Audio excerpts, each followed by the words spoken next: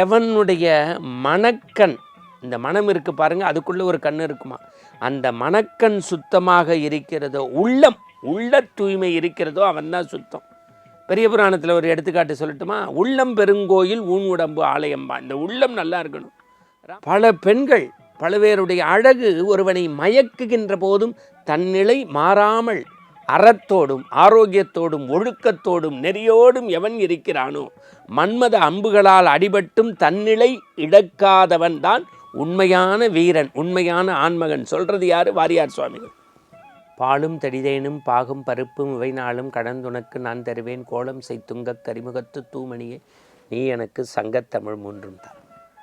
ஆன்மீக அன்பர்களே, ஜெயா தொலைக்காட்சியின் இனிய நேயர்களே, நாள்தோறும் நல்ல நல்ல செய்திகளை நாம் சிந்தித்து வருகின்றோம். ஆச்சாரியர்களுடைய வாழ்வியல் நெறி, பெரிய புராணம், ராமாயணம், பகவத்கீதை, தமிழருடைய பெருங்காப்பியம், சிலப்பதிகாரம், நம்முடைய பொதுமறை நூல் திருக்குறள் என்று பல்வேறு செய்திகளை பக்கம் பக்கமாக புரட்டி படிக்கின்ற நாம் அடுத்த தலைமுறைக்கு, எளிய மனிதர்களுக்கு இறங்கி வந்து உதவுகின்ற ஆண்டவன் போல ஒரு வரியில், ஒரு கேள்வியில் ஒரு வரியில் பதில்களை சொல்லி ஆன்மீகத்தில் நமக்கு தெரிந்த தெரியாத விஷயங்களை, புரிந்த அதற்குள் இருக்கக்கூடிய புரியாத முடிச்சுக்களை அவிழ்ப்பதுதான் இந்த கேள்வி பதில் பகுதியினுடைய நோக்கமாக அடியேன் கருதுகின்றேன். எண்ணற்ற இளைஞர்கள் இது போன்ற நிகழ்வை உற்று நோக்குகின்றீர்கள். பார்ப்பதோடு மட்டுமல்லாமல் ஜெயா தொலைக்காட்சி ஆன்மீக யூடியூப் சேனலிலும் பார்த்து பதிவிறக்கம் செய்து பலருக்கும் பரப்புகின்றீர்கள். அனைத்து அன்பர்களுக்கும் அனந்த கோடி நமஸ்காரம் எங்கள் குழுவின் சார்பாக. இப்போ நேராக கேள்வி பதிலுக்குள்ளே போகிறோம். சின்ன சின்ன விஷயங்கள் தான். நம்முடைய ஒரு மகான்கிட்ட ஒரு தோழர் கேட்குறாரு, செவி வழி உணவு எது? நம்ம வயிற்று வழி வாயில் சாப்பிட்றது இங்கே போகுது, செவி வழி உணவு எதுன்னா சாதுக்களினுடைய உபதேசம்.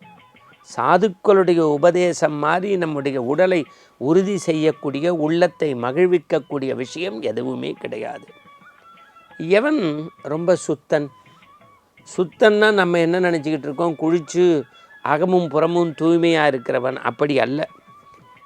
எவனுடைய மனக்கண், இந்த மனம் இருக்குது பாருங்கள், அதுக்குள்ளே ஒரு கண் இருக்குமா, அந்த மனக்கண் சுத்தமாக இருக்கிறதோ, உள்ள தூய்மை இருக்கிறதோ அவன்தான் சுத்தம். பெரிய புராணத்தில் ஒரு எடுத்துக்காட்டு சொல்லட்டுமா? உள்ளம் பெருங்கோயில் ஊன் உடம்பு ஆலயம்பா. இந்த உள்ளம் நல்லா இருக்கணும். ராமாயணத்தில் சொல்லட்டுமா? பிறன்மனை நோக்கா பேராண்மை சான்றோருக்கு. பகவத்கீதையில் சொல்லட்டுமா? துரோணாச்சாரியாரை விட, கிருபாச்சாரியாரை விட, பீஷ்மாச்சாரியாரை விட விதுரனுடைய உள்ளம் உயர்ந்தது. அதனால்தான் விதுரர் குடிசைக்கு உலகத்தின் பரம்பொருள் கிருஷ்ணன் வந்ததாக நாம் படிக்கிறோம். அப்போ என்ன? உள்ளம் எவனுக்கு சுத்தமோ அவன்தான் உயர்ந்தவன். அடுத்து ஒரு நல்ல கேள்வியை வாரியார்கிட்ட கேட்குறாங்க. ராமனை விட மேலானவன் ஏன்? இந்த இரு பிறவிக்கு இரு மாதரை சிந்தையாலும் தொடேன்னு சொன்னவன். ராமனை விட ஒருத்தர் சிறப்பு இருக்க முடியுமான்னு கேட்டால் வாரியார் சாமி சொல்கிறார், மன்மத அன்பு பானங்களால் துளைக்கப்பட்டும் தன்னுடைய நிலையில் மாறாமல் இருப்பவன் தான். அப்படின்னா என்ன அர்த்தம்? பல பெண்கள் பலவேருடைய அழகு ஒருவனை மயக்குகின்ற போதும் தன்னிலை மாறாமல் அறத்தோடும் ஆரோக்கியத்தோடும் ஒழுக்கத்தோடும் நெறியோடும் எவன் இருக்கிறானோ, மன்மத அம்புகளால் அடிபட்டும் தன்னிலை இழக்காதவன் தான் உண்மையான வீரன், உண்மையான ஆண்மகன். சொல்றது யாரு? வாரியார் சுவாமிகள். அடுத்த வரி கேட்குறாங்க பகவான் ரமணர்கிட்ட, உண்மையான செல்வம் எது அப்படின்னு கேட்குறாங்க. அடுத்து அவங்களே கேட்குறாங்க, நல்ல செல்வம் எது, நல்ல தெய்வம் எது? தெய்வத்தில் பாகுபாடு கிடையாது, செல்வத்தில் பாகுபாடு கிடையாது. ஆனால் ஒரு வரியில் சொல்கிறார் ரமணர், நாம் செய்யும் நல்ல காரியம் எல்லாமே இறை காரியம்தான். நாம் செய்யும் நல்ல காரியம் எல்லாமே இறை காரியமும், அதன் மூலம் இறைவனை பார்ப்பாய். அடுத்து ஒரு கேள்வி, எவன் சுகம் உள்ளவன்? அருமையாக எழுதுகிறாங்க வேதாத்திரி மகரிஷி. போதும் என்கின்ற திருப்தி உள்ளவன், போதும் என்கின்ற திருப்தி உள்ளவன் தான் உண்மையான சுகவாசி. சில பேருக்கு அப்படியே மனம் தத்தளிச்சுக்கிட்டே இருக்கும், அது மாதிரி இருக்கக்கூடாதான். பெரிய பாக்கியம் எதிரானா நல்ல ஆரோக்கியம்தான் பெரிய பாக்கியம். அடுத்து கேட்குறாங்க, சத்தியம் எது? கடவுள் தான் உண்மையான சத்தியம். கண்கண்ட தெய்வம் யார் அப்படின்னு பட்டியல் போட்டால் அதில் முதல் கண்கண்ட தெய்வம் நம்மை பெற்ற தாயார். நாம் பூஜிக்க வேண்டிய குரு எது? மாதா பிதா குரு தெய்வங்கிறோம். பூஜிக்க வேண்டிய முதல் குரு யாருன்னா நம்மை இந்த மண்ணுலகத்திற்கு கருவில் உருவாக்கி தந்த தகப்பன். அளவில்லாத செல்வம் அடைபவன் யார்? அருமையான வார்த்தை.